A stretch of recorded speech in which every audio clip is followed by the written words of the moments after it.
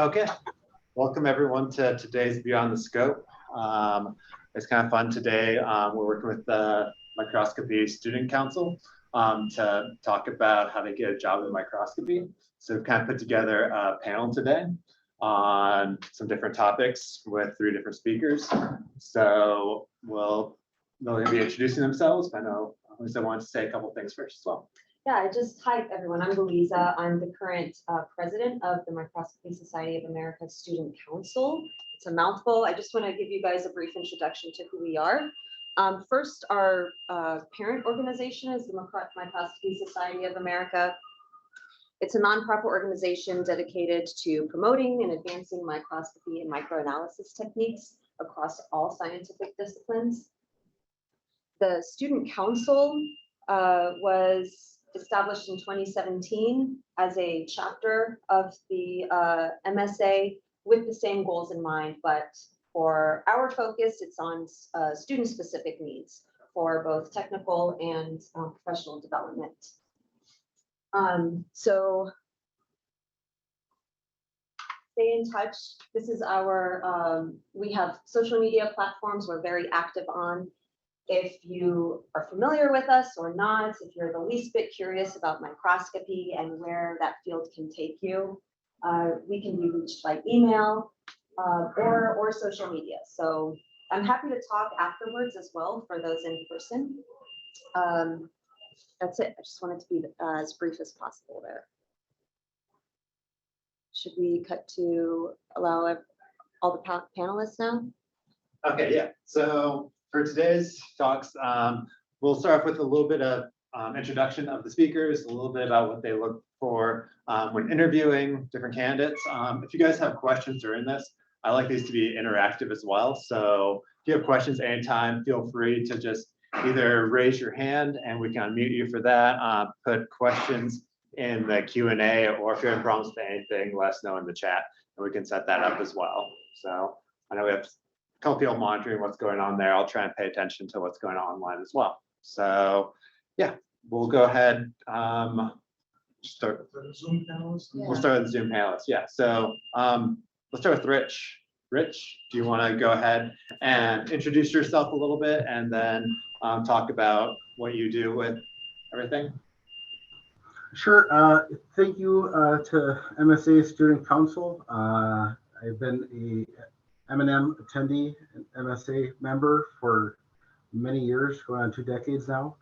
You guys have done a great job with establishing a outreach and central platform to hear the student voices at MSA. At my first conference, I joined M&M when at M&M I was a student as well. So I just want to say kudos to you guys. You guys have been doing a great job. So everyone's really impressed with the work you're doing. I am currently the program manager for the Materials Characterization Facility at Wright-Patterson Air Force Base. I am employed by a private contractor, UES Incorporated. They are a contracting company for the government in Dayton, Ohio here. So I've been here in this position for about 2 years now. I was formerly at the University of Alabama. I was the manager of the characterization facility there, the Central Analytical Facility, which is now the Alabama Analytical Research Center. And I spent about 13 years there managing the lab. I originally came to the University of Alabama to help Greg Thompson set up the local electrode atom probe lab in that characterization facility. And before that, I worked at Imago Scientific Instruments. I was one of Tom Kelly's first hires for developing the local electrode atom probe microscope. And that's where I began my career at the turn of the century, as I like to tell people. So I've been in this area for over 20 years now. Personally, I really enjoy microscopy. I remember when I was in kindergarten, seeing the weekly reader, there was an image of a fly. It might have been one of David Scharf's images. But that was kind of my hook into microscopy at a very young age, seeing that image. The microscopy field, the other thing I love about it, it's a very heavily image dependent type of science. So you get to see all the great images I've taken over the years in the presentation that I did not make for this event. But it's one of the things I think that attracts everybody to this industry. On a personal level, I enjoy fishing, I enjoy mushroom hunting, I enjoy time at the beach, shore fishing, ice fishing. I'm from Wisconsin originally.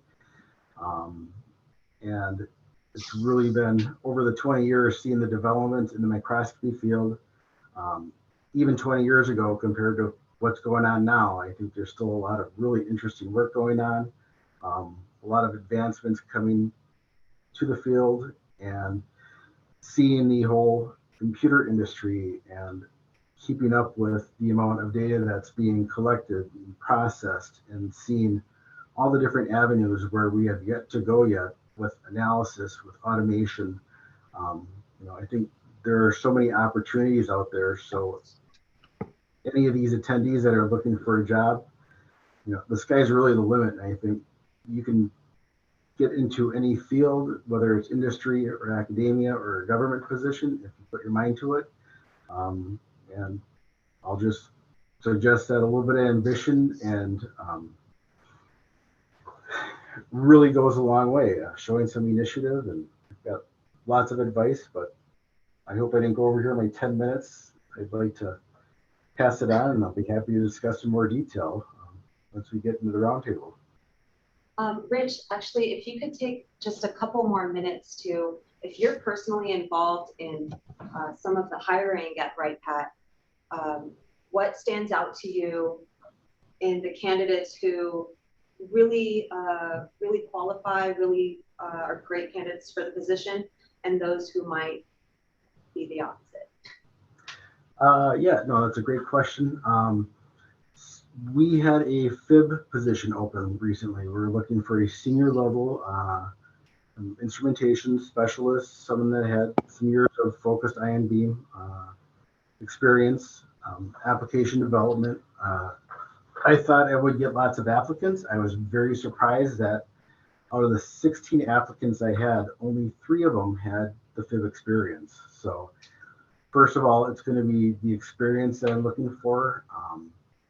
I know several people who are looking for TM operators for the transmission electron microscope, and they cannot find anybody with a good background in transmission electron microscopy.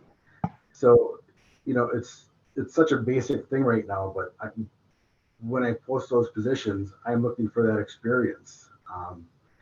And to the rest of the attendees, whenever you're looking at those job descriptions, the rest of that list, it's a unicorn list, right? You don't have to have everything that's on there.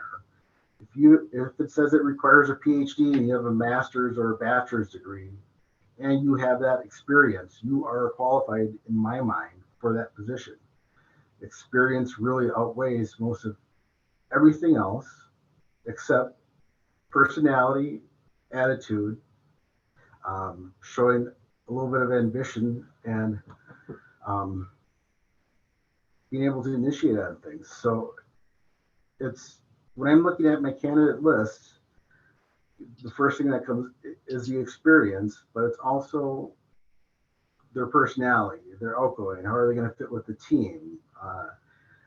Even if I'm putting somebody in a lab where they're going to be by themselves running the instrument, maybe those things don't matter, but having a dynamic ability to talk and communicate, talk about your science, or talk about who you are, your personality, being friendly and outgoing.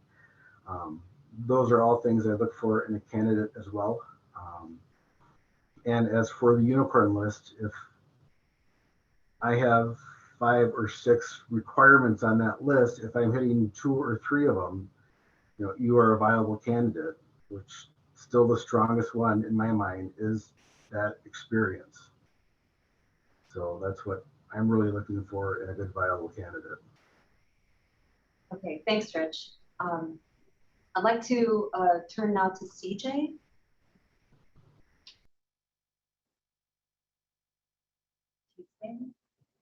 All right, good morning, good afternoon to everyone. First off, I'd like to thank the MSA Student Council for extending this invitation to be a panel member and being a partner with Thermo Fisher Scientific. I've been in the HR industry for over 15 plus years in biomedical, pharmaceutical, manufacturing, and most recently here at Thermo Fisher Scientific. I support the commercial businesses. One of the many business units that I do support is Material Science Division, also known as Electron Microscopy. That's where I met Louisa and many others that may be attending today's call. Predominantly, I support mid and senior professional level positions, and that can range from first, second level supervisors to professional positions such as application field engineers, scientists at all levels. I enjoy partnering with our HR business and our hiring managers to understand the needs of the business and deliver those quality candidates. I consider my position, what I do for the last 15 plus years, as a hobby. I enjoy identifying, understanding, and bridging those gaps and making a partnership between a candidate and the company. I think of it as a marriage. So, you know, when you apply to a position, I think of it of when I was younger in fifth grade. We have those little divots that you put on your fingers. Do you like me? Yes or no? And yeah, if we like you, yes, then you go to the interviewing process. Second phase of the interviewing process is meeting the family members, and that's going to be the interviewers. And so if you get past the family members and then you go to the final interview, then you're meeting like mom or dad, which maybe could be the senior director or maybe even the VP, depending on the level of position. And if you get past them, then yes, you're going to get married, which is an offer. And so that's kind of like how I foresee the process for interviewing. During my free time, I enjoy CrossFit. I do that about 4 to 5 times a week. Traveling globally, anywhere from India to almost everywhere in Europe, and even domestically in the United States.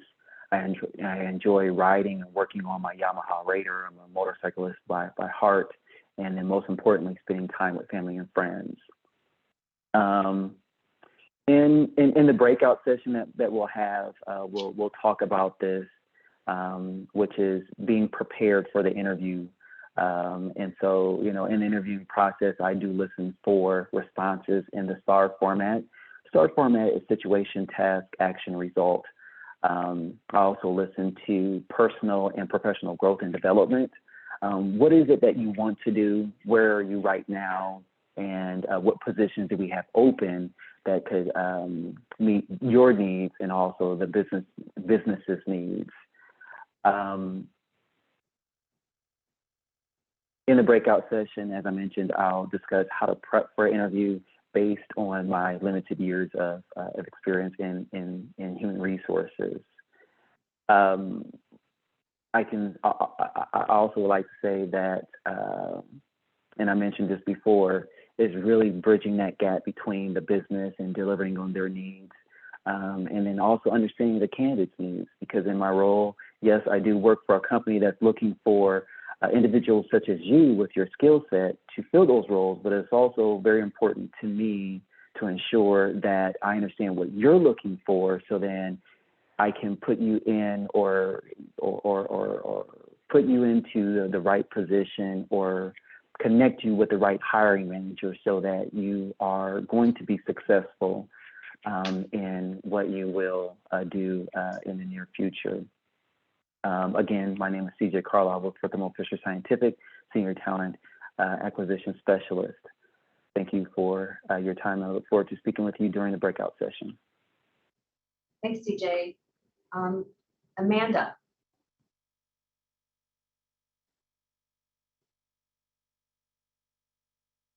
Sorry, I was having trouble unmuting. Hello, I'm Amanda Bruce. I am also with talent acquisition with Thermo Fisher. I have been in talent acquisition for about 17 years now. Just a little of my background professionally. I have been very fortunate to work with some amazing organizations before Thermo Fisher as well. I've built out 2 recruiting departments from scratch and was able to build out the processes and mentor the recruiters that and sourcers that we hired for the company. I will tell you my absolute favorite, what really gets me excited is college recruiting for, and going into master's and PhD students as well. I've built out 2 college recruiting programs, and that is just where my heart is. I love speaking with college students all the way from freshmen to when they graduate or get their PhD, and really helping them and guiding them along the way, and finding the right opportunity for them, whether that's the company that I am with, or finding out what their career goals and where they want to go in life, and helping them set that path. So I'm really passionate about that. So I'm excited to be here. So thank you guys for inviting me to be here. My dad also went to Ohio State, so I've heard my entire life how great Buckeyes are. So very excited to be here. Personally, a couple hobbies. I love to travel. Just got back from almost 3 weeks in Ireland, had an amazing time. I have another hobby. My husband tells me not to tell people because he says it makes me an incredible nerd, but I actually show Irish setters. And so I've been going to dog shows my entire life. I was actually 5 weeks old, my first dog show. So that's just part of it's in my blood and who I am. So that's my unique hobby. As far as what I'm looking for, I've been with Thermo Fisher for about 2.5 years now. I love it. This is my home. I cannot see myself going anywhere else. The culture is amazing. The room for growth is phenomenal. The hiring managers that I work with, I've never worked with that high of a caliber of managers before coming over to Thermo Fisher. Fantastic organization. And again, this is home. I've been very fortunate to also work with one of our microscopy teams and be the exclusive recruiter for them. And that is the nanopore team. I can tell you that the manager who is leading the Americas nanopore, one of the best managers I've ever worked with in my 17 years. The culture she has created with this team, the support that she gives, and leading by example. And the other managers with these teams, the teams are broken up into different groups of SEM, TM, cryo, semiconductor. These managers are she's been great at duplicating herself. Fantastic, amazing team. So I'm hoping to maybe eventually talk to some of you guys about opportunities that we have within that team. What we're looking for, obviously skills first. I will tell you a little trade secret that the average recruiter will look at a resume for about 7 seconds. I don't think in this industry that is the case, because this is more targeted. We are looking into more detail on resumes, but that would be my first suggestion, is to make sure that your resume is prepared for this specific interview or the position that you're interviewing for. Tailor that resume, make sure you have your skill sets in that are visible right off the bat. Make sure that 7 seconds, it's the formatting of the resume and where your skills are, make sure that their eyes are drawn to that within those 7 seconds. And then of course, they'll spend more time on that. I spend more time, but especially in this industry, but just a little tidbit to know. Do your research, and again, like CJ had mentioned, I'd be more than happy to talk more about preparing for these interviews, but do your research, know the company, know the manager, their manager, look them up on LinkedIn, look at any publications that they have, that they've posted, look at the company as a whole, look at the position, read that job description, make sure your skill set matches that job description, tailor your resume to that job. And I agree with Rich 100%. We do have our unicorn list on there. Apply anyway. That's what we're here for, is to look through and see if you have the skills that we're looking for. Don't think that you have to check all 10 boxes. If you check 6 or more, apply anyway. And the great thing about us in particular is if we don't have the right fit for you, we may know of other positions that would be a good fit for your skill set. CJ and I share resumes all the time. We work with very similar teams, but a little bit different skill sets. So we as a team work together and share resumes. So apply anyway. You never know where it'll get you. Again, it just, make sure that you show results. That is, part of the STAR method that CJ mentioned. That is something that I really look for. Someone who can find a solution, sometimes thinking outside of the box, and have results, talk about those results. This is your time to shine. Show us that you are capable of, going over and beyond and coming up with those solutions and those results, and that, that hard work did pay off. I'm trying to think. I have a lot more, but I know this isn't the time for that yet, but I'd be more than happy to talk to anybody more on this and preparing your resume. But again, thank you guys so much for inviting me. I'm super excited to be here and can't wait to talk to you guys more. Thanks, Amanda. Okay, finally, last but certainly not least, we have a associate professor at Ohio State. So I'm Msa Job Board. I'm an associate professor in biomedical engineering, as Louisa said. I lead the nanocardiology lab. So by way of a little bit of background, my lab, we are cardiac physiology lab and try to understand how the heart maintains rhythm, what happens to that rhythm in disease that causes it to fall apart, and we try to find ways of preventing that. But to do that, we take a very microscopy heavy approach, which is why I'm here today. Before I talk about what we do, I'll give you a little bit of background from how I got in this situation. So my undergrad was in chemical engineering. But I did that with the full intent of going into life science. I just thought there's too many life scientists in life science, they need something different. So high school me thought that was a good idea. It somehow worked out. My PhD was in biomedical engineering, but that was all whole heart, high-speed imaging and whole heart physiology. I did a brief postdoc in a math department after that, tried to become a computational modeler. Got frustrated because a lot of the structural parameters that I needed for the models weren't available. So out of pure rage, I was like, I'm going to go become a microscopist and get these values out of the tissue itself. So that's the origin of the lab, is me getting irritated as a modeler, not finding enough data. But that meant I came to microscopy during my second postdoc. I'd never done any microscopy before that. And the reason I jumped in was that this was 2011, 2012, right when super resolution microscopy was really getting on the map. And I had a problem that fit that tool. It's very much an ideal situation of, hey, this new technology suddenly actually can answer the questions I've got. Let me go learn how to do this. When I showed up and started learning, it was first of all, this speaks to something that Amanda and others have already touched on. I was clearly applying for positions. I was like, I'm not a microscopist, but give me a few months and I'll be one. I can learn. And people were willing to take a chance on that, which is why I have my career today. So in addition to that, one of the things I focus on a lot and my lab spends a lot of time on is image analysis. We, again, often find that the image analysis tools don't exist to make the measurements we need, so we build our own. That is something that I've been programming since I was a kid for reasons unknown to me. I thought I could use programming to design comic books as a fifth grader. Turns out programming has nothing to do with that, but it's phenomenally useful. And so I continue to do it. So this brings me to like sort of hobbies and career. Like, these things should not be as separate as we might think.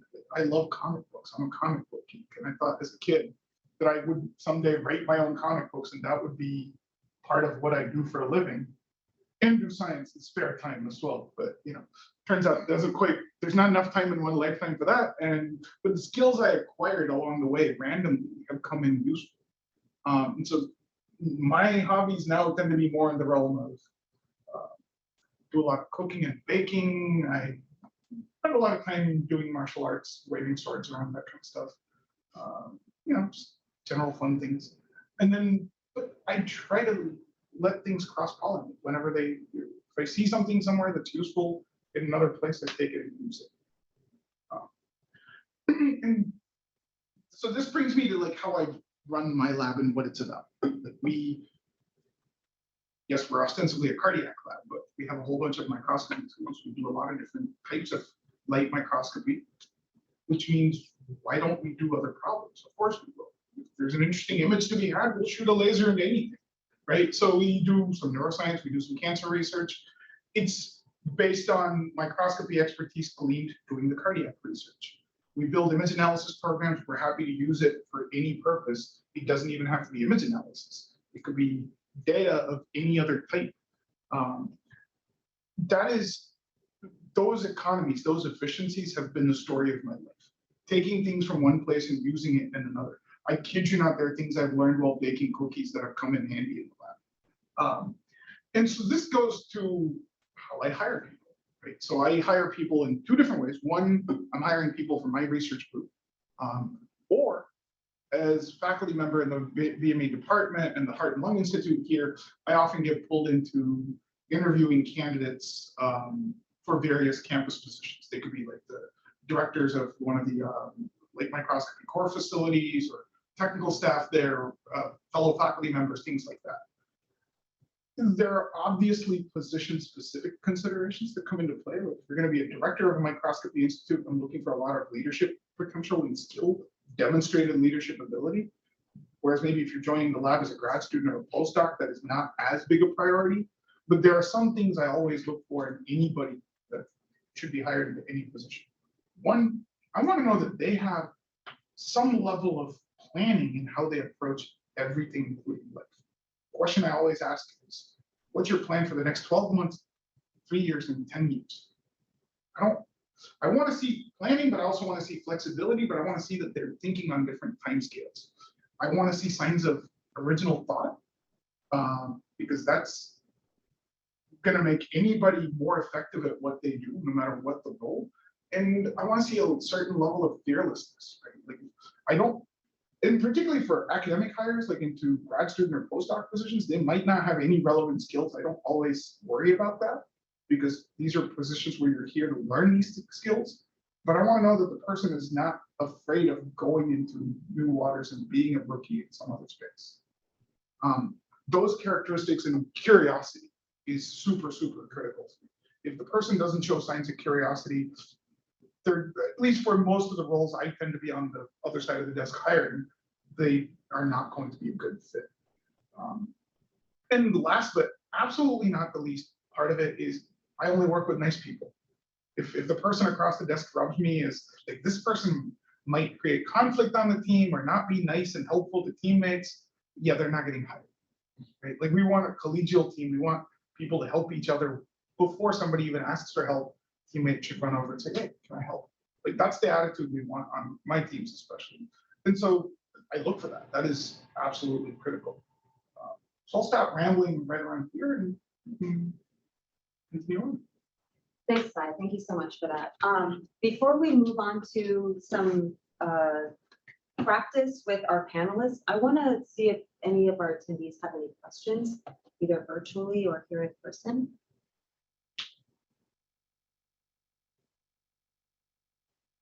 Okay. I'm curious, what field are you all interested in? Are you focusing more towards industry, academia? Are you looking for government, more national lab type careers? You can also say, I don't know. If you don't know, yeah, that's fine Those are all too. valid. I still don't know myself. Yeah, if you're online, just go ahead and you can post that in the chat what you're interested in kind of looking at, what kind of careers. Okay, in person, Alejandro, people I know. National lab and academia, I guess, looking for postdocs to get out of the States with a national lab. I want to see in research. I'm not as interested in industry because most times as microscopists work Q&A or quality, you know, and that's what I want to avoid at all costs. Okay, fair. Knowing what you want to avoid is huge, and it is a very, very good thing. I'm terrified of biology. My whole career has been running away from biology, doing physiology right at the borderlands where it's still physics. And I still have a career. So. You scare me, because I say I keep avoiding anything with carbon in it. Rich, did you have something to input? It seems like maybe you did. Yeah, so one of the things, talking about a postdoc, right? Most postdocs are focused on an academic career after their postdoc. I have known postdocs that have gone on to industry just to test the waters for a year or two and then jump back into academia. So, you know, there's an advantage to learn a skill set in industry or a technological advantage. Coming back to academia is always a possibility as well. So don't limit yourself is what you're saying, right? Be open to all opportunities. Yep, any experience you gain in the field is just going to help propel you on your next career, wherever you want to go. Yeah. If I can add 2 quick points to what Rich said, I couldn't agree more strongly. Right? Think of the job not as a destination, but as a tool to get you to where you want to go. And define your destination by 2 things. What kind of week do you want to have on average in your work life? And what kind of impact do you want to leave when you get done working in whatever field you're working? And any job, anything is just a tool to get you closer to those 2 things.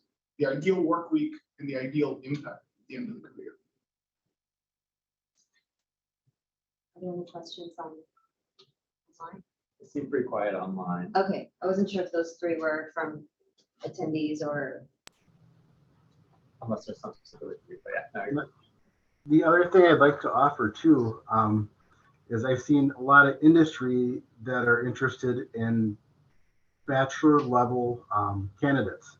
I've seen companies that are hungry for employees with that level of experience all the way up to the PhD as well.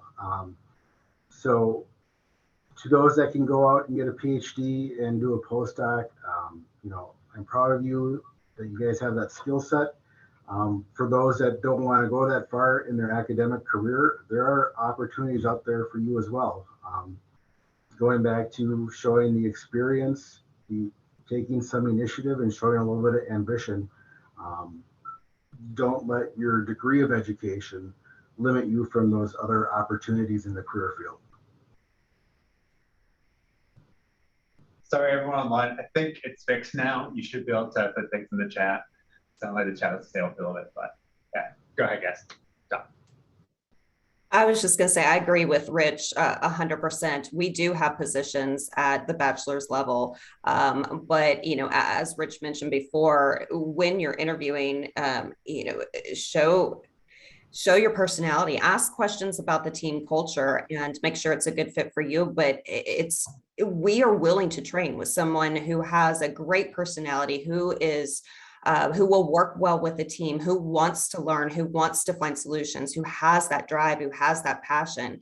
We may have, you know, a PhD or a master's listed, but that attitude and that drive will take you so far. And if we have the capability, we will change the education requirements to hire the right person. We know in the long run that is more important. That culture, that drive, that passion is more important sometimes than a degree for certain positions, obviously. But I agree 100%. And as far as, you know, if you're not completely sure on what you want to do, ask questions. You should have questions prepared for your interviews anyway, but ask a lot of questions. Ask them about their day-to-day. Ask them what they like, what they dislike. And through their answers, you're going to find, oh, yes, I like that. That's exciting. Or no, I don't want to do that. And that'll help define where you want to go if you're not completely sure. Thanks, Amanda. I actually did not know that you could just apply for a position that might have a required degree above what yours is, and that might change what the hiring manager allows. Not always. It depends on the team, what the needs are, and the position. And we do have, protocol and compliance we have to follow when we make those changes. But it sometimes is a possibility. We'll put that, I'm going to go with it again, that unicorn list on there, and that unicorn may be, a PhD with these, seven skill sets. But when we have conversations with our hiring managers, those first meetings of, okay, what do you want? What is your ideal? What is your bare minimum? Sometimes that bare minimum may be a little bit lower than what's on the job description. Again, that's for, at least for talent acquisition, that is our job to go through. We know what that bare minimum is. We know what the ideal is, and that's our job to be able to assess that looking at your resume. If it's not a fit, you'll get the email of, I'm sorry, we're not proceeding, but it doesn't hurt to try. It's, you never know. Again, that completely is determined on the position, the team. Sometimes we do need the higher level of education, but again, I would apply anyway. It doesn't always hurt. And that passion and drive and teaming mentality will take you far.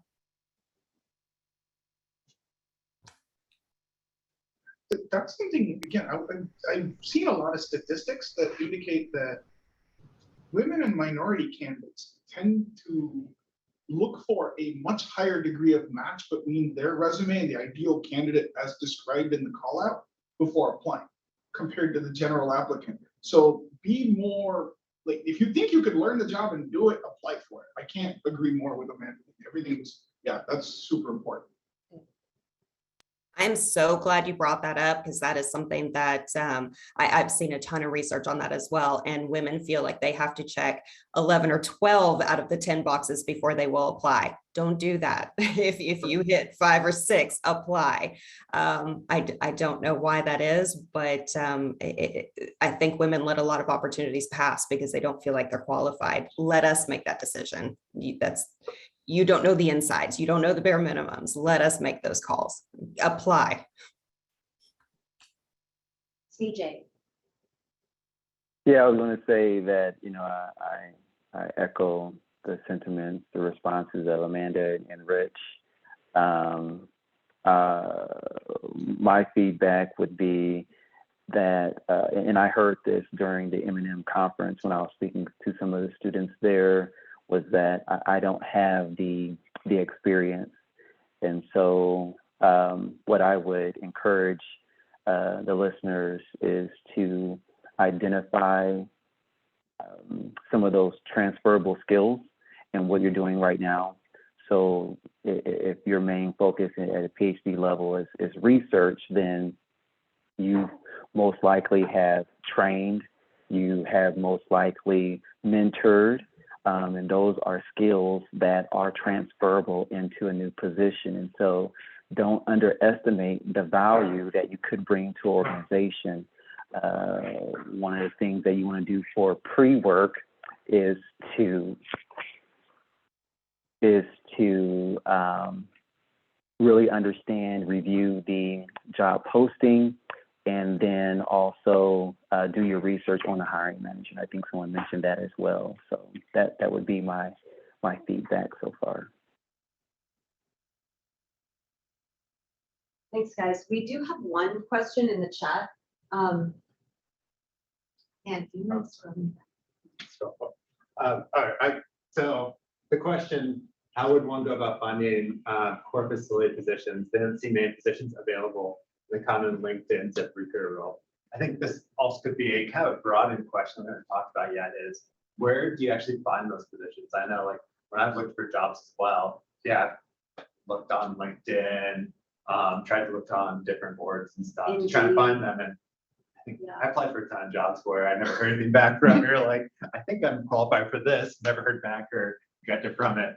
But where do you guys usually post stuff that's going to be applicable, and where would you'll be looking for things?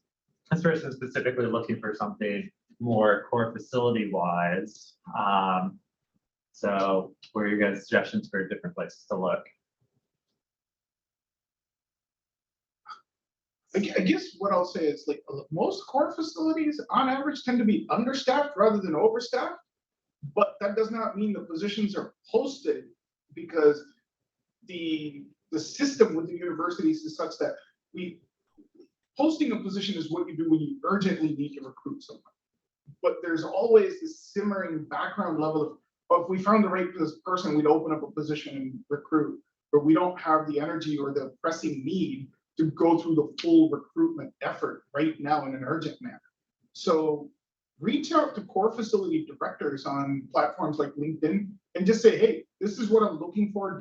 Does your facility or another one you know of need somebody with this kind of expertise or this kind of skill set? Don't be afraid to knock on doors and ask. And don't feel bad about hearing no's, right? Like, just don't take it personally.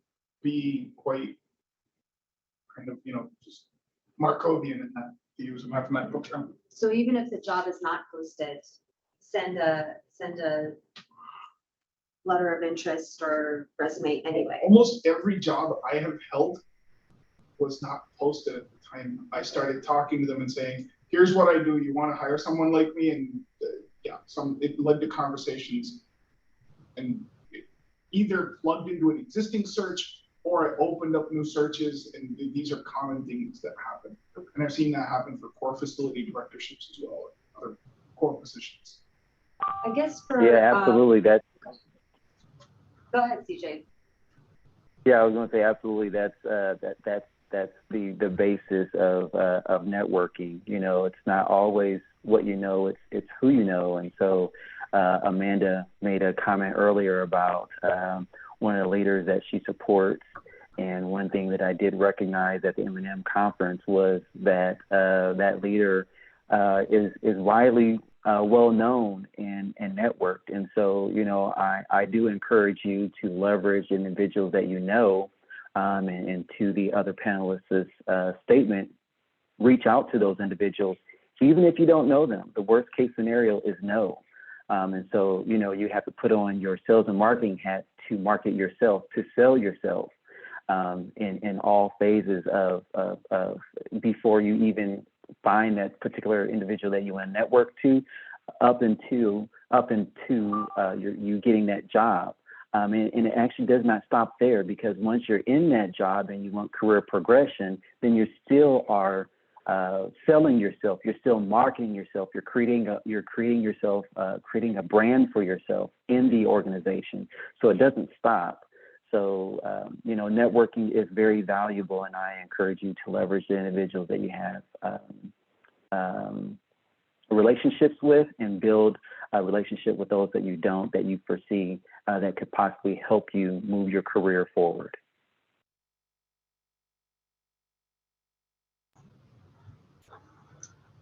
Yeah, I think any of these conferences, M&M, right near and dear to my heart. It's always a great place to network, talk to the vendors, meet the other attendees who are part of these facilities. I've had success with connecting jobs on LinkedIn through some former students that I instructed.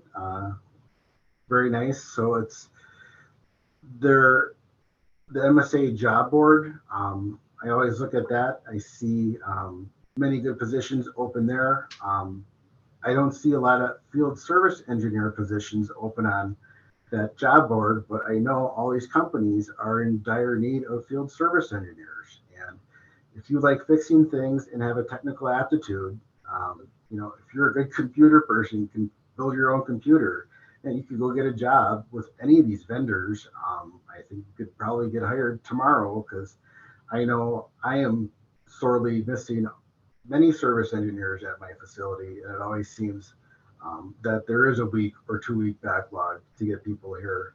And I'm maybe Amanda or CJ, you could address that. Why don't we see more service engineers positions on the MSA website? I see them at your corporate websites, but not being promoted on the MSA job board.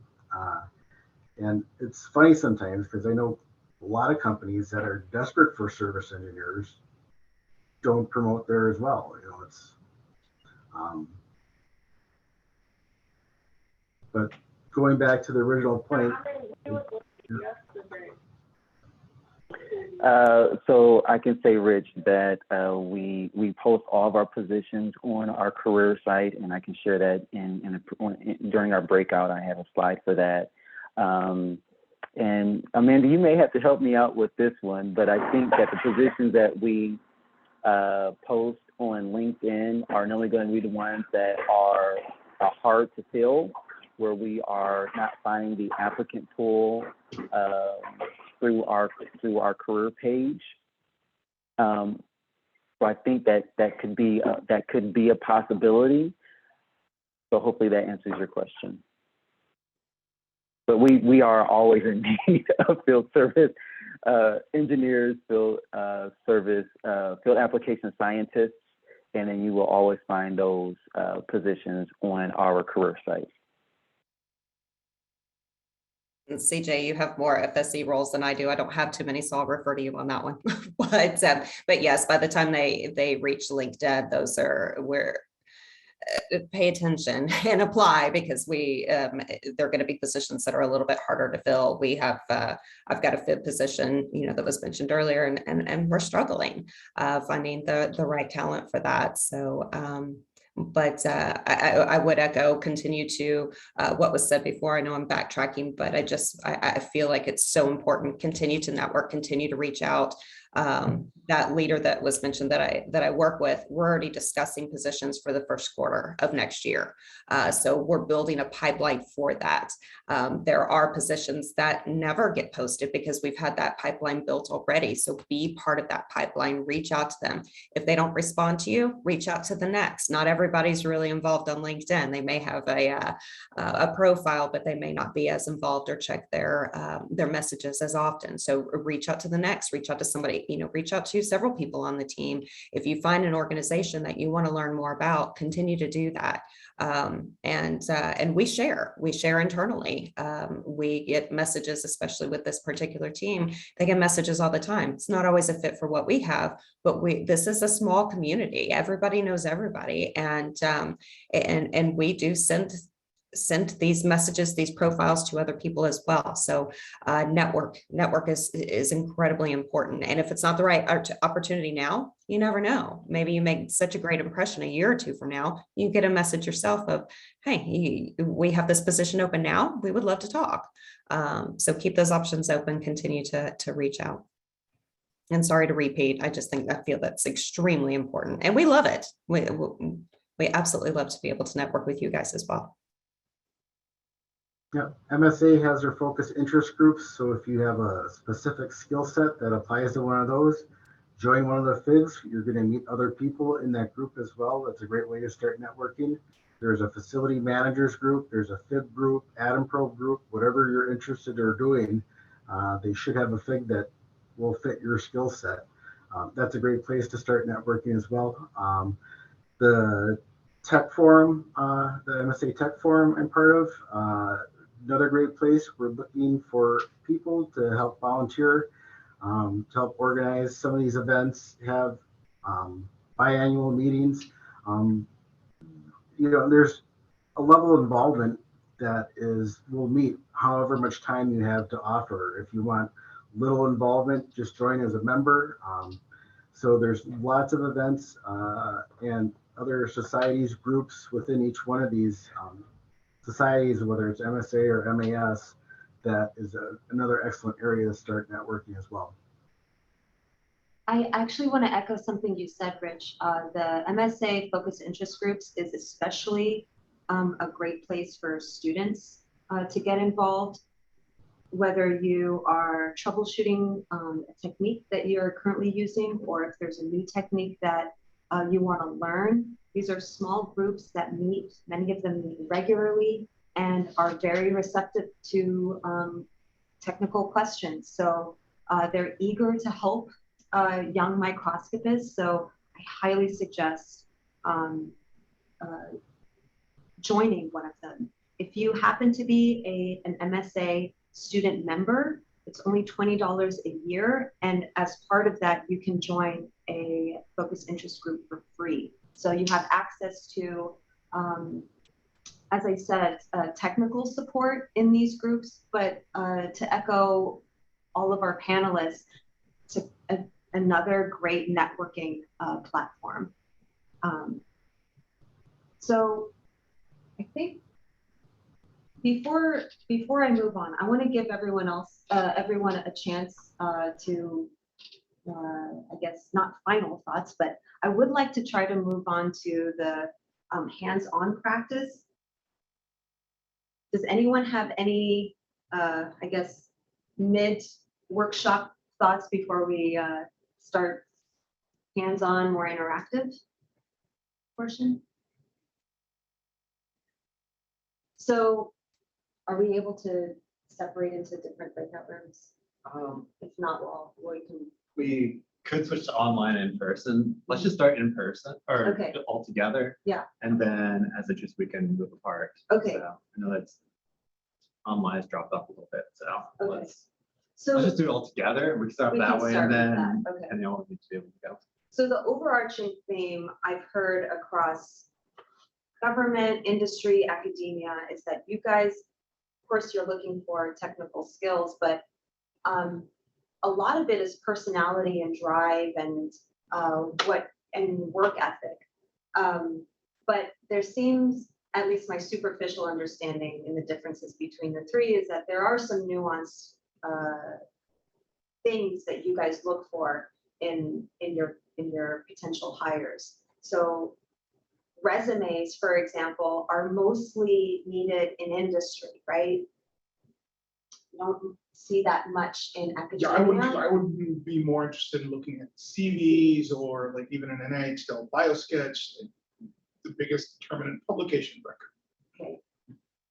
So my question then, I'm curious to hear from all the attendees, what do you guys want to practice first or see a demonstration of first? How do you put together, CVs seem pretty straightforward. You're just throwing everything. Yes and no. Okay, But something Amanda said earlier bites on the CV front as well. okay, If the first half page doesn't grab my attention, why would I read any of the rest of it? The first half page needs to scream off the page. It needs to show me who that person is, okay, not some generic formatting.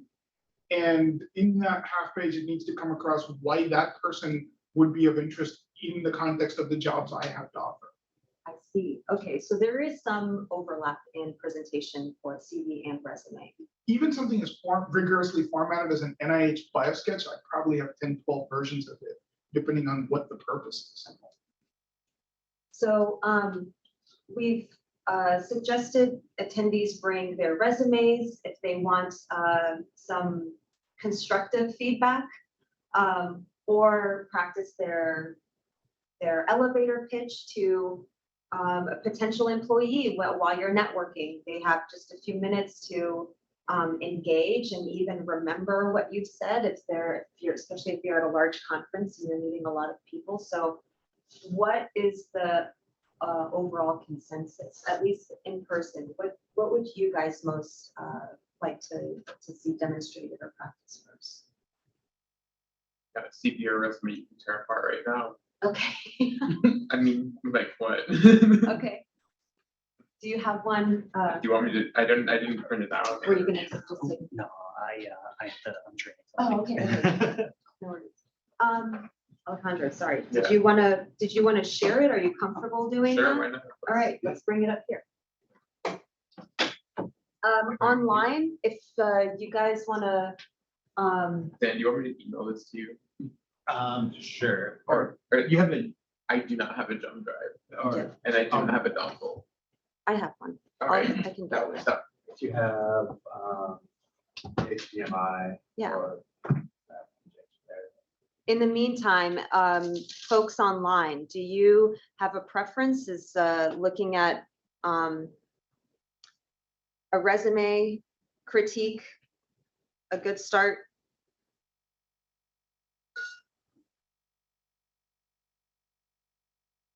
Got a yes. Okay, I'll We'll say fit that as a group Maximilian speaks for everyone then. If you're in person, I'm gonna go get another donut. It's longer.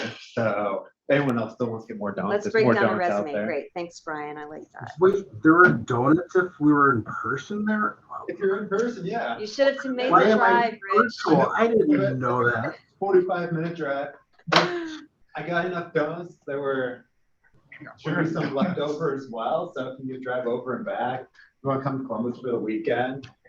Yeah, if Mr. Sparks is coming back here, send some donuts back with him. Oh, you do not need that. Oh, yeah, Greg.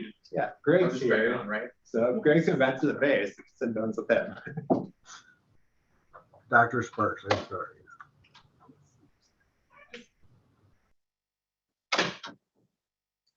While we're waiting, Amanda, you and I spoke briefly last week about the elevator pitch. I'd love for you to repeat what you told me, that the elevator pitch is really meant for networking platform, not when you're in a formal interview or meeting a hiring manager. Absolutely. Please do not do your elevator pitch when you start an interview and they say, okay, tell me about yourself or talk to me about your experience. It can come off very rehearsed and that's not the place. You definitely need one for networking. Any networking events, you absolutely have to have one and perfected. Even that being said, make sure it doesn't sound rehearsed. I've talked to so many students where they come up and I'll say, hi, I'm Amanda, nice to meet you. And then blah, blah, blah, blah, blah, blah, blah, and they just spill this pitch. So add some personality to it, know the pitch backwards and forwards, but be able to adjust it to the audience and the situation that you're in. And please do not go through it with it during an interview. That's not the place. We're looking for someone who's real and relaxed, take a deep breath and relax. That is probably the best advice I could give anyone with an elevator pitch, an interview, any of it. Just take a breath and relax. So things don't come spilling out very rehearsed. Yeah, and my guess is that comes with practice. I read many years ago, this guy had a job that he really enjoyed. He had no interest in finding a new job, but he would still apply an interview just to stay fresh and practiced in it, which I thought seems so obvious, but That's such a very good point. yeah. I'm always doing things to keep my interview skills sharp. I'm not looking for jobs right now. And I don't do it in a job related context because I don't want my employer thinking, oh, he's looking to leave, right? But do I talk to cab drivers about what I do organically, working into the conversation and seeing how engaged I can get them? I absolutely do. Okay. Do I test ideas on family members? I do. Just to see if I can get people engaged in what I want them to be engaged about. Yeah, that's clever. Okay, Alejandra, since you're back, I'm going to share your resume. Go for it. All right. Okay, panelists, take it away. Make it so you can see the whole thing at once. Yep, I can see it. Go to 90%. 90%? Something like that. Is the rest just publications and, okay, publications and presentations, so. Yeah, the skills and expertise, that's what grabs me right away. Hey, need a job? So yeah, I don't know if Amanda or CJ has anything to offer. My question would be, I don't know what you want to do with, I don't know what jobs you're looking for, what position you're looking for. I understand your skills and expertise, your education, your work experience, but I don't understand what you want to do with all of this. But perhaps having a summary, informing the reader of what you're looking for as an option. Where would that go, CJ? The very top?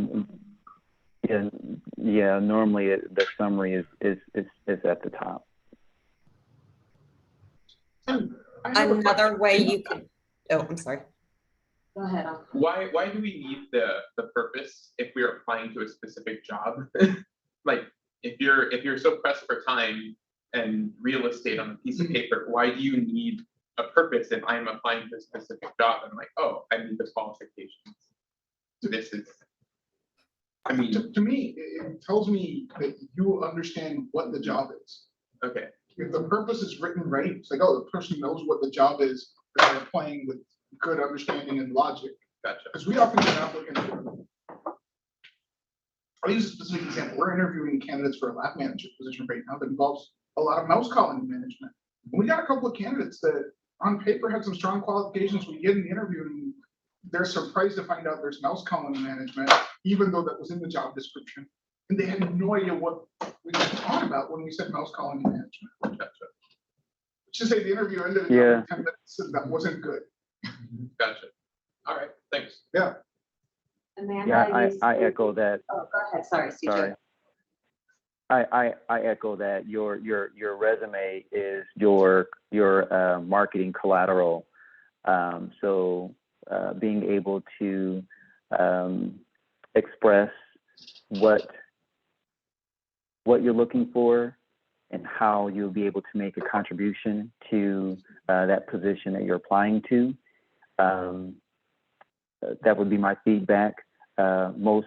Some people have many resumes because they're interested or their skill sets allow them to be able to be flexible in different fields.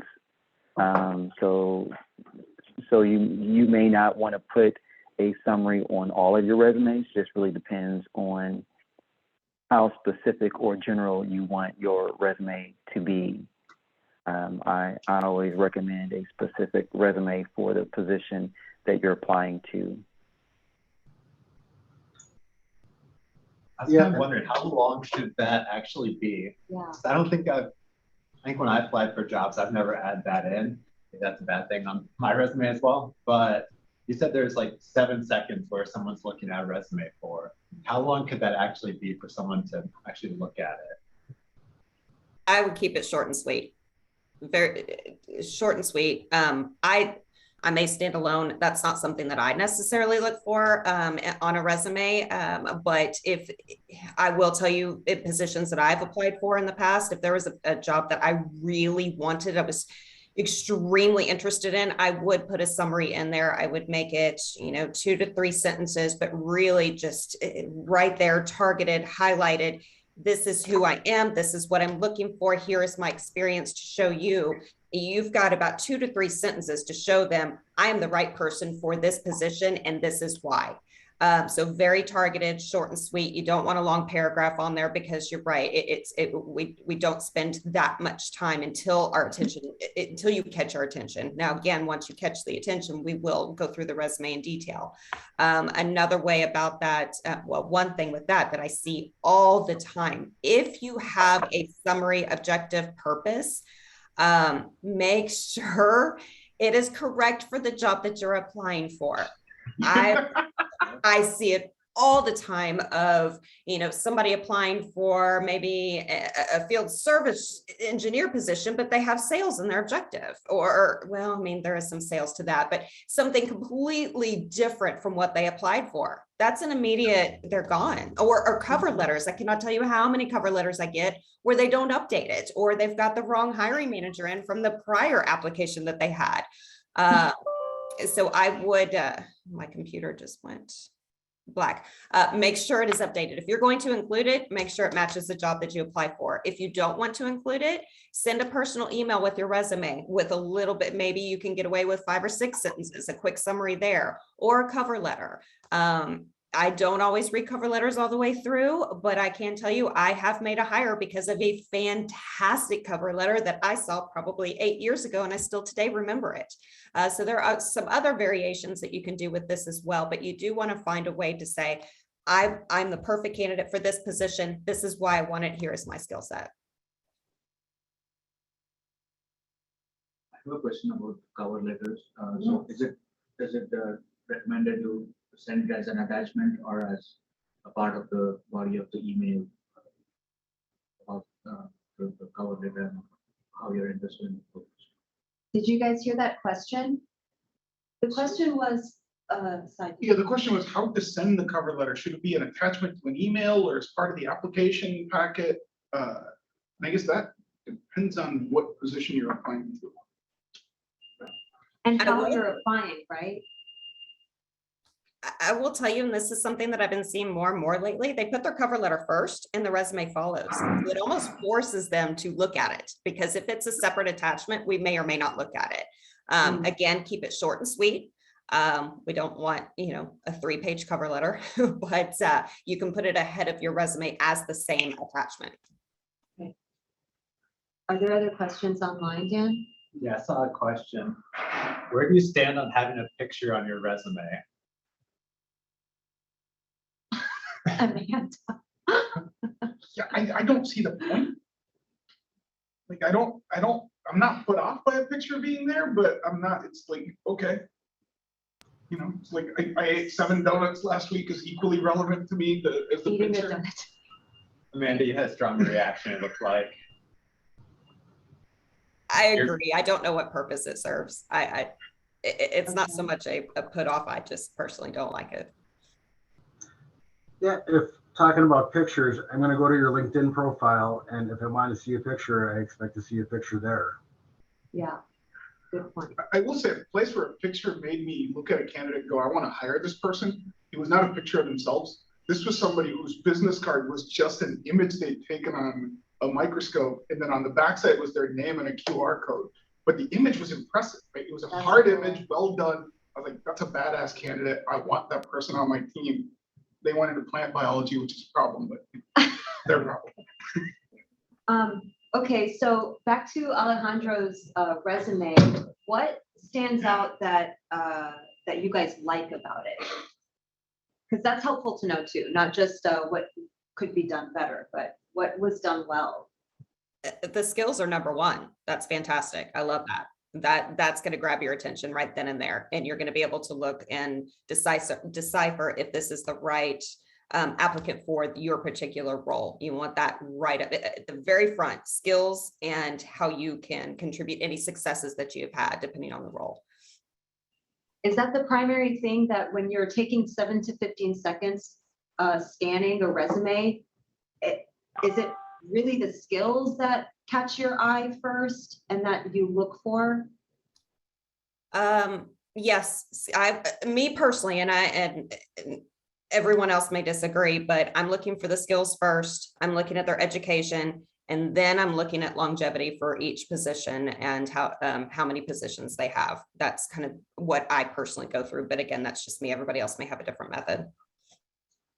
This might be my sort of personal thing, but I agree with everything Amanda said. But before any of that, I look for fluff, and if there's fluff in the resume, help the pilot. What qualifies as fluff? Don't fill the page with unnecessary words, right? Like, don't talk to me about, like, I am phenomenal with Microsoft Word, a whole paragraph on out the window. Okay. You could be the best microscopist on the planet, but I haven't read anything beyond that. Rich, you were nodding your head to what Amanda was saying. I'm wondering if you want to elaborate on anything. No, I agree with Amanda. Yeah, that skills and expertise, that's the first thing I'm going to look at. You tell me you have that, shows that it's matching, hopefully, my job application wherever it was posted. So yeah, seeing that you have TM, FIB experience, all right, yep, I'm going to read more. That's my catch. And so speaking of the fluff, I'd like to see the fluff in the cover letter, right? I mean, that's the chance where you demonstrate your writing skills and, what you're doing to promote or sell yourself. Yeah, I will say, like, a resume like this, I like the fact that it gets straight to the heart of the matter. One suggestion I would have, and I don't know if this is applicable for all the different positions, but tell me why any of these line items is on here a little bit. A few words about, like, especially if you have a middle authorship on a paper, tell me what your contribution was. So it's like, oh, that's why they put it on here, right? Like, that gives me sort of context, and it isolates or highlights what that person brought to the table in that larger venture. And it also, in what they choose to highlight, I will often get a sense for, does this person understand the job? Are they a good fit for the job? I guess along those lines, then I have a follow-up question. If, let's see, I'm guessing, Alejandro, you've listed here all of your publications, No. right? Oh, that's not all. No, that's That's not curated. everything. Okay. No, those are only first author and Adam. Okay, so then if you do want to limit it, if you do want to cater it to each job, would he then maybe pick 3 maximum publications that are most relevant and then? It's flexible, right? Make the space work for you is all I'm saying.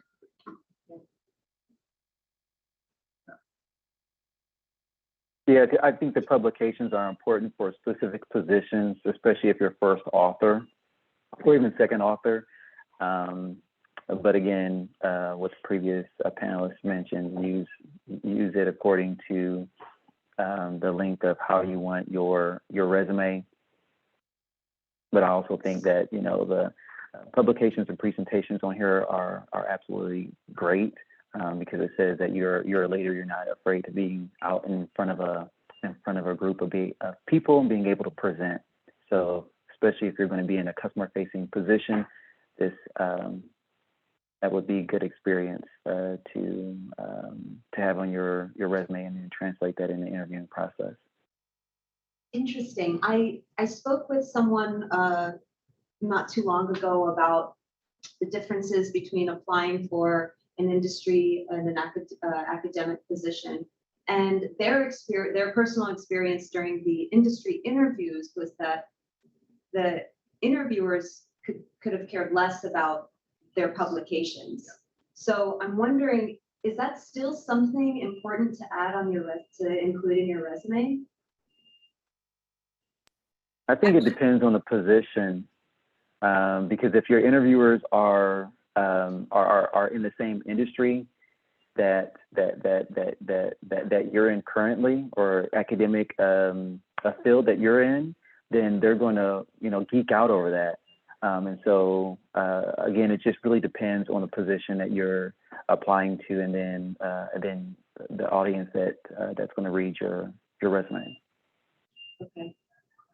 I had a hiring manager yesterday. I was sharing a resume with him on Teams, and I was moving through the resume, and we went through all of the experience. He said, okay, let me see the publications. And he spent some time looking at it. So I agree with CJ. If the position calls for it, definitely put it on there, even for industry.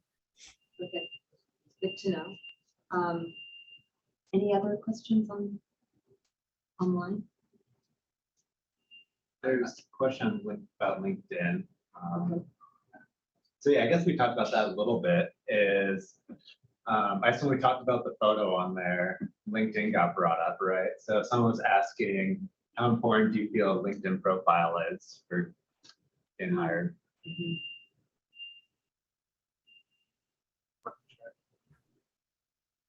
I think there was a question about LinkedIn. Oh, did you guys not hear that question?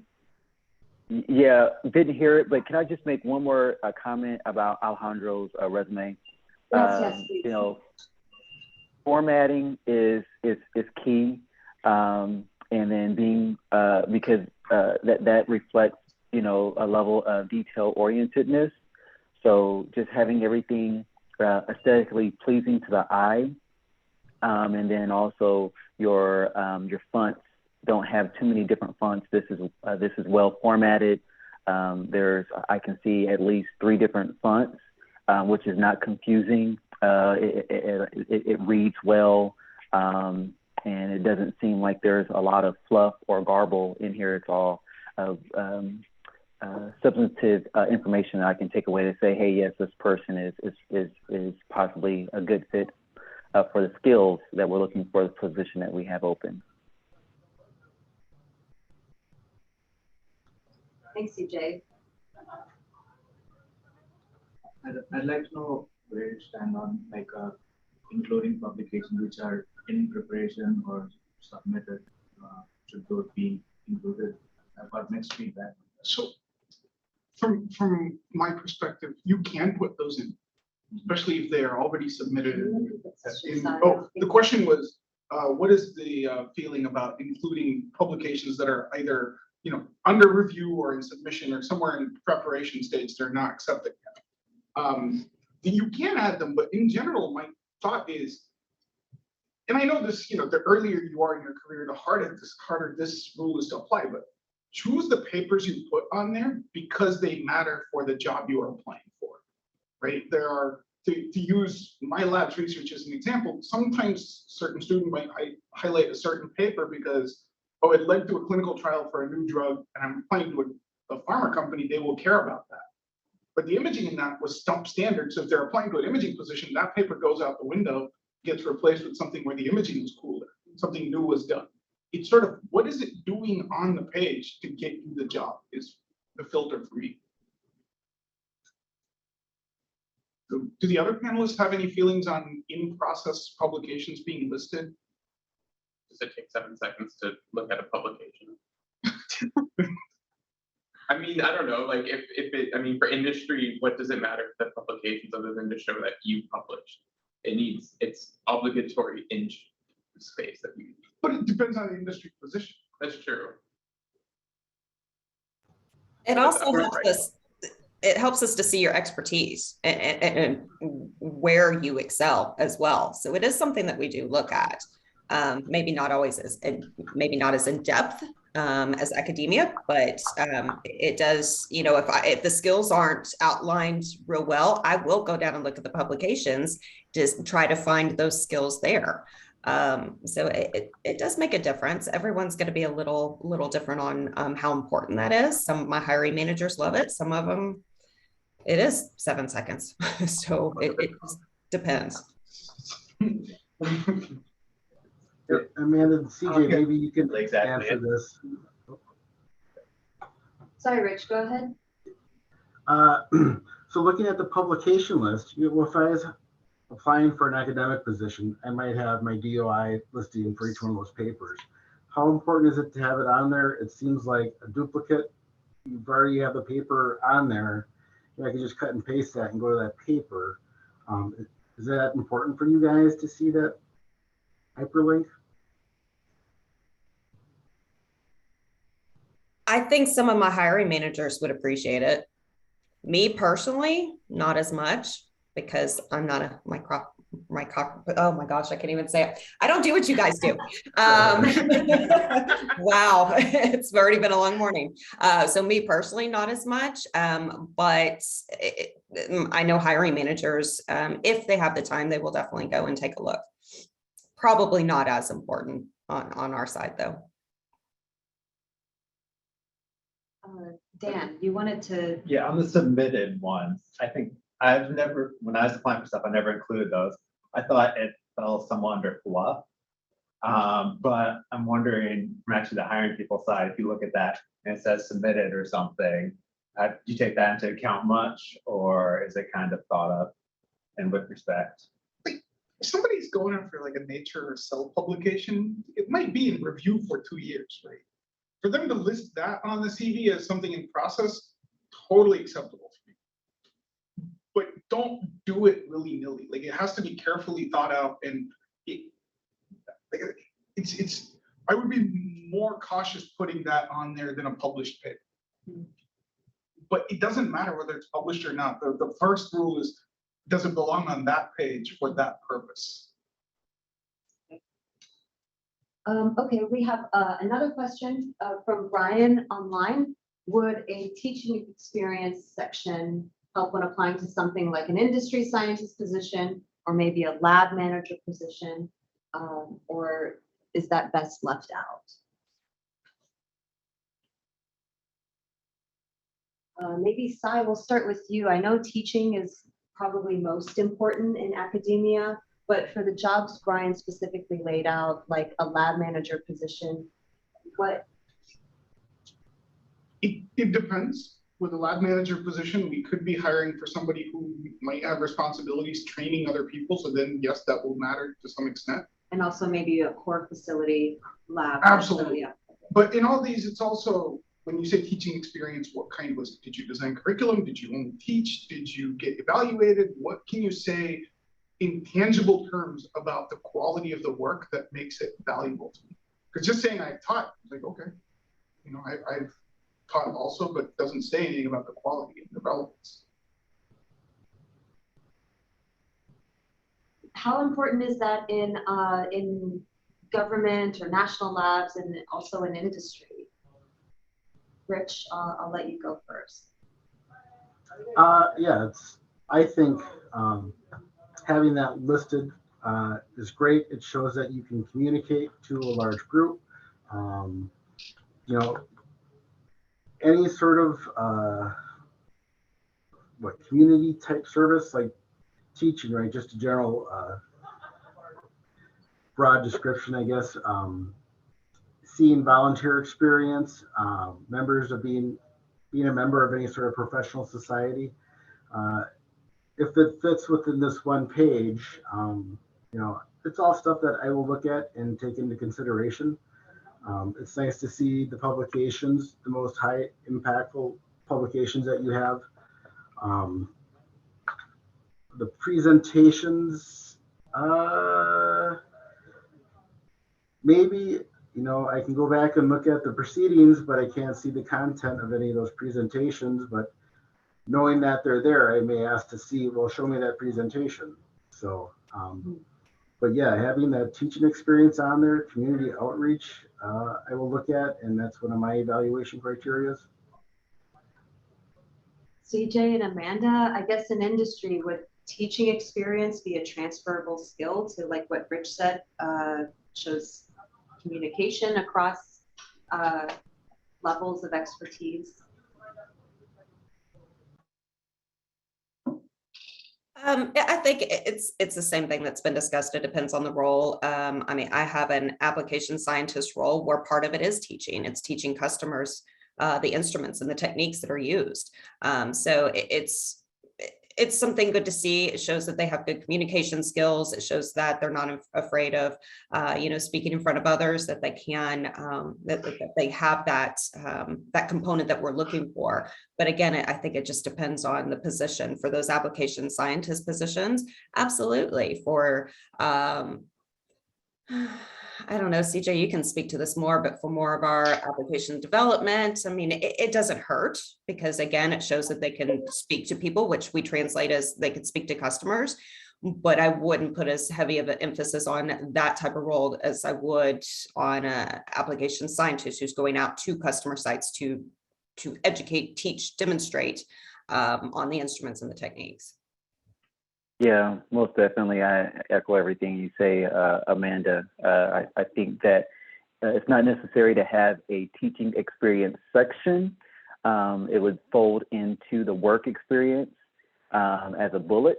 And then in the interviewing process, you can speak to how your message was delivered and some of the results from your training. So did you have to repeat the training to certain individuals and speak to why and possibly sharing of your presentation slides as Rich mentioned, but I echo everything that Amanda stated. If I can add one broad point that kind of connects through a lot of the things we've talked about. Well, when I keep saying, like, you know, what belongs on the page, I think of them in two terms, right? One is, what is going to convince the other person that I'm a good fit for this job? That if there were no other candidates, this is the basic information that would get me hired. Then the second tier is, okay, now there are other candidates who might also be qualified. What's going to separate me from the pack and put me ahead of the competition? That's the second level of material. But if the first level fails, the second level is immaterial. It is pointless. So first focus is build that picture of, yeah, I am a candidate who fits this role, who you can hire for this and will be good at it. Second tier is, why should you hire me more than the next person in line? Okay. Well, thank you all so much for your invaluable input. I didn't realize what time it was until just now. We have 2 minutes left. Time flew by, but I would like to take just a brief moment, since we weren't able to go practice a 30-second elevator pitch. What's the recipe for a good one that we can let the attendees walk away with and attempt to put one together?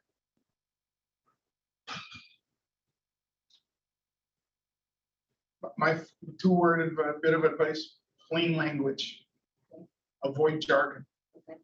Even when speaking to, You never know, like, because with jargon, there's a risk of if they don't understand it, your word did not do a job for you. okay. So that's the first ingredient. No, no jargon. Well, I will almost disagree. Use jargon if you know that individual is in your field. If they're not in your field, then definitely don't use the jargon because they won't know what you're speaking about. But So just in as in addition a to that, resume. Sorry, CJ. Go ahead. I'm sorry. Would you say? I was just thinking, so just as in a resume, your 30-second elevator pitch is tailored to, you might have several different versions, right? Okay. I guess the qualifier is pick the words that you can be fairly certain the other party will understand. If you make the person listening to you feel stupid, you're done. Yes, okay. Yeah, brief and compelling. Okay. Yeah, brief and compelling. You have 60 seconds to sell yourself. So brief and compelling, speaking about your proficiencies that you learned, what you've acquired, your abilities, and how you applied that knowledge and that skill. And then also within that 60 seconds, stating where you are right now and where you foresee yourself to go in the future. Amanda? Be real. So I think that would be one of my biggest tips on this one. Relax, breathe, be real. So I worked with an organization. We hired finance individuals and a lot of sales individuals, and we hired straight out of colleges quite a bit. And this was years and years ago, but I remember they would have them go through their pitch over and over and over again. So they knew it backwards, forwards, up, down, left, right, whatever it was. And I remember thinking, well, I don't like that because then it comes off so rehearsed and you just go into your spiel. But as I saw them, I went to networking events with them. I saw how that works. And I highly suggest that. Have it memorized. So when you're in a situation where you're networking, especially if you're new to this, you're going to be nervous and it's going to evaporate. You're going to forget all of it. So if you have that memorized, it's just the mind memory. It will take over and you'll be able to give your pitch. Just make sure that it doesn't sound rehearsed. Again, as I mentioned before, I've talked to people of, hi, how are you? What is your name? What brings you here? And it's, blah, blah, blah, blah, blah, blah. I mean, they just go into it so fast, so quick, and there's no personality to it. So breathe, add your personality to it, memorize it. So you can always fall back on it if the nerves kick in. Yeah, I can add to that too, have someone videotape it so you can see yourself, as you're watching it. How am I speaking? Am I speaking slow enough or am I speaking too fast? You start seeing little things that are good points for good communication. And to add to that too, I know certain universities have audio visual departments that will record you while you're giving a presentation. So how am I presenting? It's the same style. How are you holding yourself? I think these are all excellent ways to help improve that elevator pitch. Great. Thank you guys so much. Dan, any closing thoughts? No, I just want to say thanks again. I know we're out of time. I won't take up any more panelist time for anything, but we can send a follow-up. I don't know if you guys are open to talking with anyone that was on there. Offline, let us know. We could send out your contact information a little bit as well. Let us know if you are available for that. We can send that out. And if people are interested in talking, then we can definitely connect you guys together. So yeah, thanks again for everyone showing up. Thank you all. That was fun. Thank you to the attendees. Thanks. Thank you guys for the invitation. Thank you for having us. Thanks, everyone. Bye-bye. Bye, everyone. All right.